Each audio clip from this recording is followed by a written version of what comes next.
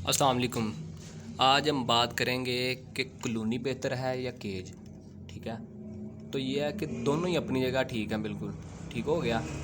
Colony का benefit और cage का बेनिफिट और इसके नुकसान दोनों मैं बताऊंगा आपको।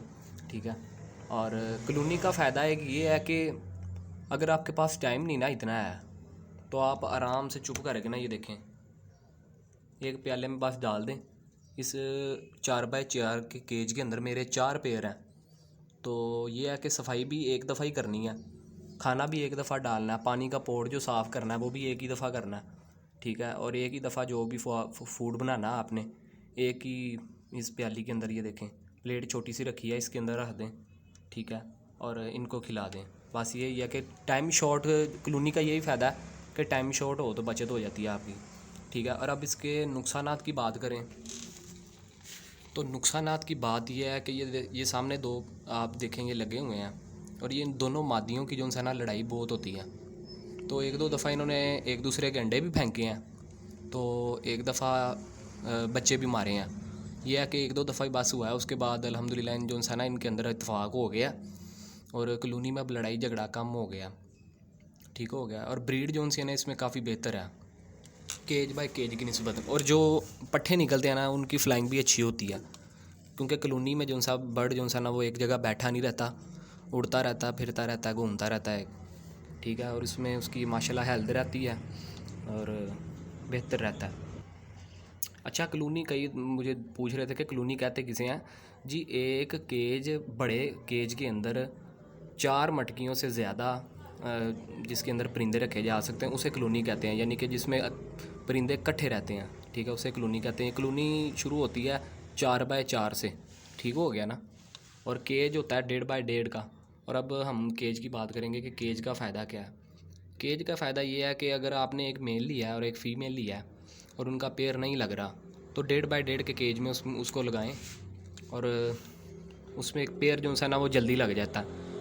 यानी कि मादा और नर जो सा वो एक ही स्टिक पे बैठे होंगे तो अग्रेसिव होंगे, तो वो जल्दी पेयर लग जाएगा। ठीक है, और ब्रीड भी जल्दी कर देंगे। मटकी लगाएं 7 दिन में, और 7 दिनों में ही आपको रिस्पॉन्स मिल जाता है। उसके बाद दूसरा बेनिफिट ये है कि आप मर्ज़ी का पेयर लगा सकते हैं, यानी कि ये देखें एक फैलो का पीस है और एक रेड आई स्प्लिट का मेल है।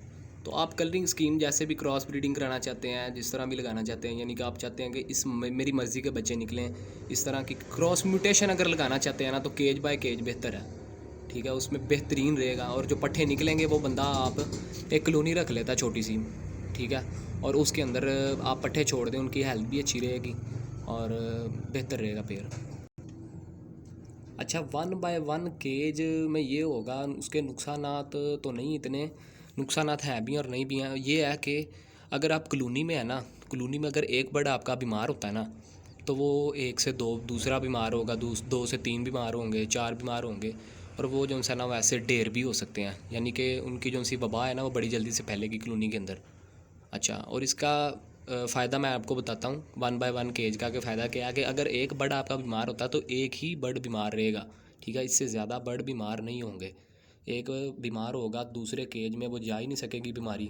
ठीक है, क्योंकि बस आपने सफाई का ख्याल रखना है।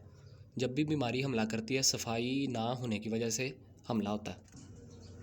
अच्छा, 1x1 में आपको तो पता होगा, इसके साथ ये मेल लगा है, इसके साथ और इसके बच्चे ये निकले हैं, ये कितनी ब्रीड कर रहा है, इसकी जो सा क्लच है अंडों का ये इतना है। आप लिख भी सकते हैं साइड पे ना, एक बोर्ड बना के ना, यानी कि थोड़ा छोटा सा एक बोर्ड बनाए, उसके ऊपर लिख सकते हैं कि पिछली दफ़ा इसने ये जो सा ना वो रिस्पॉन्स दिया था, तो इस दफ़ा ये कितना रिस्पॉन्स देगा। उसमें आपको पर पेयर बाय पेयर आपको पता होगा कि इसका रिस्पॉन्स मुझे क्या मिलता है। ठीक है, कॉलोनी में आपको पता ही नहीं होगा मेल को किसके साथ कौन सा लगा है, फ़ीमेल किसके साथ कौन सी लगी हुई है। तो ये जो है ना ये चीज़ें जो है ना आपके सामने ही हैं। और इसका नुकसानात तो मैं आपको बताने लगा था कि 1x1 केज के नुकसानात ये हैं कि अगर आपने कहीं जाना है, काम पे आप जाते हैं, अगर आपने पार्ट टाइम ये रखा हुआ है, तो 1x1 आपको केज की सफाई करनी पड़ेगी, एक एक ट्रे निकाल के उसको अच्छे तरीके से वाश करना है। ठीक है, और फिर 1x1 पोट आपने साफ़ करके उसमें दाना डालना है। फिर 1x1 पोट, पानी का पोट आपने साफ़ करके उसके अंदर पानी डालना है। ये है कि अगर कॉलोनी के अंदर आपको 1-2 मिनट लगेंगे ना सफाई और दाना डालने में, तो इसमें आपको 8-10 पोर्शन का जो है ना वो केज होता है, तो आपको 10 से 15 मिनट भी लग सकते हैं। सफाई करने, दाना डालने में आपको 10 से 15 मिनट भी लग सकते हैं, ठीक है। और ये है कि नुकसानात में एक चीज़ हो रहा है कि इनके जो उनसे बेबी निकलते हैं ना बच्चे, वो 1.5 बाई 1.5 कितना को केज होता है, एक पेयर आ जाएगा उसमें। और जो उनसे अगर उस मिसाल है कि उसने 4 बच्चे निकालने हैं, ठीक है, तो वो 4 बच्चे उस 1.5 बाई 1.5 के अंदर कैसे रहेंगे, वो बैठेंगे, वो क्या नाम है, उसमें कैसे फ्लाई करेंगे।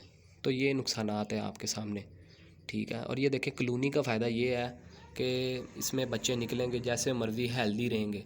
तो कॉलोनी में ब्रीड इसलिए बेहतर है मेरे हिसाब से, क्योंकि मैंने तो लगाई है कॉलोनी, और कॉलोनी का मुझे रिस्पॉन्स अच्छा मिलता है। क्योंकि इसमें अगर उस मिसाल है 6 बच्चे भी उसने दे दिए ना, उसको पता होगा कि मेरे पास जगह है। पेयर जो सा ना, वो हर चीज़ देखने के बाद, हर चीज़ मैटर करने देखने के बाद, हर चीज़ को देखने के बाद फिर ब्रीड करता है कि अपने हिसाब से। अगर उसको 1.5 बाई 1.5 का केज देंगे तो उसने फिर 3 ही बच्चे निकालने हैं, 4 बच्चे निकालने हैं। और कॉलोनी में माशाल्लाह मेरे 6 बच्चे भी निकलते हैं, ठीक हो गया ना। तो ये चीज़ें होती हैं, ठीक है, कॉलोनी और केज बाय केज का, ठीक हो गया।